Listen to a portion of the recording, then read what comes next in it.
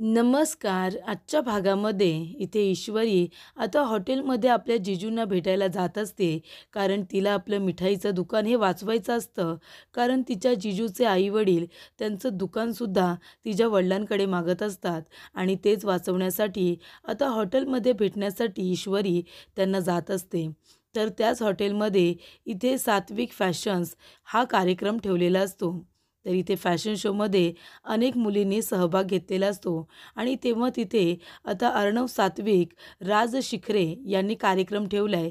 हे पत्रकारांना कळल्यानंतर पत्रकारांची तिथे आधीच गर्दी झालेली असते. सकाळच्या वेळेला इथे अर्णवला कुठल्याही पत्रकाराला उत्तर देता आलेलं नसतं.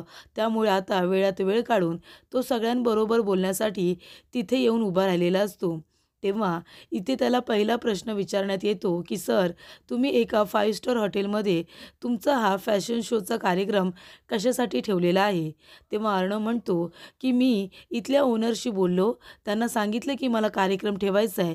त्यांनी होकार दिला आणि तेवढीच हॉटेलची पब्लिसिटीसुद्धा होईल." तेव्हा पत्रकार दुसरा प्रश्न विचारतात, की "सर, आम्हाला असं कळलंय इथे येण्यापूर्वी इंदोरमधील रामबागेतील एक वाडा तुम्ही खरेदी केलाय, हे खरं आहे का?" हा प्रश्न विचारल्यानंतर खूपच जास्त अर्णवला राग येतो आणि तो पत्रकारांकडे रागाने बघायला लागतो. तेव्हा सगळेजण त्याला फोर्स करत असतात, की "सर सांगा ना, तुम्ही रामबागेतील वाडा खरेदी केलाय का? ते घर खरेदी केलंय का?" अर्णवला या प्रश्नाचं उत्तर अजिबातच देण्याची इच्छा नसते. तो सगळ्यांना एकच प्रश्न विचारतो, तुमच्या सगळ्यांचे प्रश्न विचारून झालेत का? आणि आताच्या आता ही पत्रकार परिषद डन झाली आहे असं मी समजतो आणि कुणालाही कुठल्याही प्रकारचं उत्तर न देता तो सरळ तिथून निघून जातो. तर इथे हॉटेलच्या बाहेर ईश्वरीसुद्धा पोहोचलेली असते आणि ईश्वरी म्हणत असते, की "गणूबाप्पा, सगळं काही अगदी व्यवस्थित होऊ दे. इथे मी जिजूंबरोबर बोलायला आली आहे, पण त्यांना माझं म्हणणं पटू दे आणि जिजूंनी आपल्या आई समजावून सांगू दे आणि माझ्या ताईचं लग्न अगदी व्यवस्थित पार पडू दे. इथे मी फक्त माझ्या नमूताईसाठी आले." आणि तेवढ्यातच नम्रताचा फोनसुद्धा आलेला असतो. तेव्हा नम्रता विचारते, की "पोचलीस का तू ईश्वरी तिथे? हॉटेलमध्ये त्यांना भेटलीस का?" तेव्हा ईश्वरी म्हणते, "नाही ताई, आता मी हॉटेलच्या बाहेर पोचले.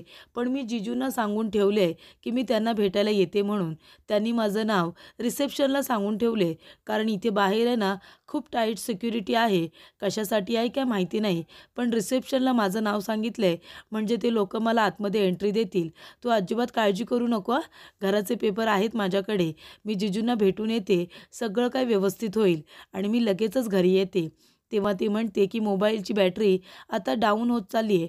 त्याच्यामुळे मला यायला आता खूपच जास्त उशीर होईल. मी फोन ठेवते. मला जाऊन भेटायचं सुद्धा आहे ना." आणि ती घाईघाईने फोन ठेवते आणि म्हणते, की "गणूबाप्पा, सगळं काही अगदी व्यवस्थित होऊ दे. ताईचं लग्न व्यवस्थित पार पडायला हवंय." तर इथे सुप्रिया येते आणि म्हणते, की "झाली का सगळी तयारी?" आणि इथे नम्रता खूपच छान दिसत असते. तेव्हा ती म्हणत असते, की "ईश्वरी कुठे आहे नम्रता? मगापासून दिसत नाही आहे." तेव्हा नम्रता म्हणत असते, की "आई, मला नाही माहिती. असेल ना इथे कुठेतरी." कारण आता नम्रताला कुणालाही सांगायचं नसतं, की ईश्वरी नम्रताच्या होणाऱ्या नवऱ्याला भेटायला हॉटेलमध्ये गेली आहे. त्याला सांगायला गेले, की "आमचं दुकान तुम्ही नका घेऊ" म्हणून. तेवढ्यात इथे सगळ्या बायका म्हणत असतात, की "नम्रताचं एक लग्न आधी मोडलं होतं, तरीसुद्धा दुसरं स्थळ तिला चांगलं आलंय. तिचा नवरा परदेशात शिकलाय असं म्हणतायत." तेव्हा सुप्रियाला असं वाटत असतं, की आता हे जे स्थळ आलंय नम्रतासाठी ते योग्य आहे. कारण आधीसुद्धा एक लग्न मोडलंय. त्याच्यामुळे हे लग्न तर झालंच पाहिजे. तेव्हा इथे आता ईश्वरीचे वडील येतात आणि म्हणतात, की "नम्रता खूप छान दिसतेय ना? आणि ईश्वरी कुठे आहे?" सुप्रिया म्हणते, "असेल इथे कुठेतरी." तेव्हा त्यांचे वडील म्हणत असतात, की "सुप्रिया, तुला काय वाटतं? म्हणजे आपण जे काही करतोय ते योग्य आहे का? घराचे पेपर खरंच आपण त्यांना द्यायचे का?" तेव्हा सुप्रिया म्हणते, "अहो, असं काय करताय? आपल्या नम्रताकडे बघा बरं आधी. ती किती खुश दिसते, किती आनंदी दिसते. मग आता आपल्या मुलीच्या पुढे आपलं दुकान एवढं मोठं आहे का? तिच्या आनंदाच्या समोर सांगा बरं तुम्ही." तेव्हा इकडे आता ईश्वरीचे वडील म्हणतात, की "ते सुद्धा तू बरोबरच बोलतेस. म्हणजे हे अगदी बरोबर आहे. आपण आपल्या दुकानाचे पेपर त्या लोकांना देऊन टाकूया," असं काका म्हणत असतात. कारण त्यांना आपल्या मुलीचा आनंद सगळ्यात जास्त महत्त्वाचा असतो. तर ईश्वरी रिसेप्शनला पोचते. ती हॉटेलमध्ये एंट्री करते आणि ती विचारते, की "इथे अभिषेक यांना भेटायचं आहे. Room number 202." तेव्हा तिला म्हणतात की हो, तुमचं नाव ईश्वरी देसाई ना, सांगून ठेवलं आहे. तुम्ही सरळ इथे उजव्या बाजूने आतमध्ये निघून जा, तिथे 202 रूम असेल. तेव्हा ईश्वरी म्हणत असते की आता 202 रूम कुठे शोधू? इथे तर सगळे रूम मला सारखेच दिसत आहेत बाहेरून. तेव्हा ती इकडे-तिकडे बघत असताना तिचा धक्का एका फुलदाणीला लागतो. एक वास असतो, तो खाली पडतो आणि फुटतो आणि तो फुटतो तेव्हा ईश्वरी म्हणते, "अरे देवा! आता मी काय करू? हा तर फुटला." पण ईश्वरी म्हणते, "जाऊ दे, 202 नंबर तर समोरच आहे." आणि ती काही न बोलता सरळ 202 मध्ये निघून जाते. तिच्या बरोबर मागे उभा अर्णव असतो. अर्णवला वाटतं, ही मुलगी किती केअरलेस आहे. एवढा मोठा वास फोडला तरीसुद्धा काही न बोलता आतमध्ये निघून गेली. तेव्हा तो बघायला जातो की ती मुलगी नक्की कोण आहे. ईश्वरी म्हणत असते, "मी तुमच्यासमोर हात जोडते. हे बघा, आधीच्या लग्नाला खूप खर्च झाला आहे. तुम्ही म्हणाल ते सगळं मी करेन, पण हे लग्न झालं पाहिजे." हे एवढे शब्द ऐकून अर्णव सरळ बाहेरून निघून जातो. फक्त त्याच्या मॅनेजरला सांगतो की लवकरात लवकर हाऊसकीपिंगला बोलवा आणि हे सगळं क्लीन करायला सांगा, कुणाच्या तरी पायाला लागेल. तेव्हा ईश्वरी म्हणत असते की "जीजू, तुमच्या आईवडिलांना प्लीज सांगा ना, त्यांना आमचं दुकान हवं आहे, पण आमचं दुकान त्यांना घ्यायला सांगू नका." "तुम्हाला आमचं दुकान नको आहे ना जीजू? आधीच माझ्या आईवडिलांचा खूप खर्च झाला आहे हो. मग त्याच्यामध्ये आता दुकान नको, खरंच नको. तुम्हाला नको आहे ना जीजू?" तेव्हा इकडे आता तिचा जीजू म्हणजे अभिषेक म्हणत असतो की "नाही नको, मला ते दुकान वगैरे काही नको. मी बोलतो माझ्या आई-वडिलांबरोबर." तेव्हा ईश्वरी म्हणते, "खरंच ना? हे बघा जीजू, मला खरंच खरंच खूप आनंद झाला आहे. तुम्ही जर असं केलंत ना, तर मी माझ्या हाताने तुमच्यासाठी जिलेबा करेन आणि तुम्हाला हवं ते सगळे गोड पदार्थ बनवून देईन. तर इथे रसमलाई, जिलेबी तुम्हाला हवं ते सांगा, आमच्या दुकानामध्ये सगळं काही मिळतं. पण तुम्ही तेवढं तुमच्या आई समजवा. आमचं दुकान घ्यायला सांगू नका." "बरं ठीक आहे जीजू, मी आता जाते. ताई तुमची वाट बघत असेल आणि लग्नाला तुम्ही उशीर करू नका. तुम्ही लवकरात लवकर तिथे पोहोचा." तर सुप्रिया, काका सगळेजण आता दुकानाचे पेपर शोधत असतात आणि ईश्वरी तर दुकानाचे पेपर आपल्याबरोबर घेऊन गेलेली असते आणि हे सगळं नम्रताला माहिती असतं. पण तरीसुद्धा ती घरामध्ये कुणालाही सांगत नाही, कारण तिला अजून प्रॉब्लेम क्रिएट करायचे नसतात. ईश्वरी बाहेर येते, बघते तर काय, बाहेर जो वास फुटलेला असतो तो सगळा क्लीन करण्यात आलेला असतो आणि त्या जागी एक दुसरा वाससुद्धा ठेवण्यात आलेला असतो. ईश्वरी म्हणते, "अरे वाह! म्हणजे इथे एक वास फुटला तर दुसरा तिथे ठेवलासुद्धा. क्लीन वगैरे केलं आहे. 5 स्टार." आणि ती म्हणते, "चल ईश्वरी चल, घरी उशीर होतोय. सगळेजण वाट बघत असतील, विचारत असतील की लग्नघर आहे आणि ईश्वरी कुठे आहे?" तर इथे आता फॅशन शोला सुरुवात झालेली असते. सात्विक फॅशन शोमध्ये खूप खूप मुलींनी चांगल्या चांगल्या इथे भाग घेतलेला असतो आणि त्या मॉडेल्स चांगल्या पद्धतीचं काम करत असतात. तेवढ्यात इथे अंजली म्हणत असते की "बंटी, अरे मी जरा आले. मी यांना फोन करते ना, मगापासून यांना फोन नाही केला आहे. इथे खूप आवाज आहे ना, बोलता येणार नाही. मी जरा बाहेर जाऊन येते." आणि इथे आता अर्णवला सांगून अंजली तिच्या नवऱ्याला फोन करायला गेलेली असते. तर तिच्याबरोबर बंटीनी म्हणजे अर्णवनी माणसंसुद्धा पाठवलेली असतात. त्याचबरोबर ईश्वरी रस्ता चुकलेली असते. कुठून उतरायचं, कुठून चढायचं तिला काहीच कळत नसतं आणि फॅशन शोमध्ये जेवढ्या मुलींनी भाग घेतलेला असतो त्यातली एक मुलगी आलेली नसते, ती गायब असते. त्याच्यामुळे जर ती मुलगी सापडली नाही तर अर्णव सर आपल्याला काही सोडणार नाही, असं त्यांचं म्हणणं असतं. तेव्हा सगळेजण त्या मुलीला शोधायला आता हॉटेलमध्ये इकडे-तिकडे फिरत असतात. तर सगळ्या बायका चर्चा करत असतात की नम्रताला तर चांगलं स्थळ आलंय, तिचा नवरा परदेशात शिकलाय, खूप चांगली गोष्ट आहे ना ही. तेवढा तिथे जयू येते आणि म्हणते की "काय चाललंय गं तुमच्या सगळ्यांचं इथं? आता इथे पूजा करायची आहे, ती कोण करणार? तुम्ही बायका काय करणार आहात? जर सगळी कामं मीच करायची तर? नाश्ता तयार आहे. लग्नाच्या आधी सगळ्यांनी नाश्ता करून घ्या. जा बरं बाहेर सगळ्यांनी." असं जयू सांगत असते. तेव्हा सगळ्या बायका नाश्ता करण्यासाठी आता बाहेर निघून जातात. जयूला विचारायचं असतं, "ईश्वरी कुठे आहे? मगापासून आम्ही शोधतोय, पण ती कुठेही सापडत नाही आहे."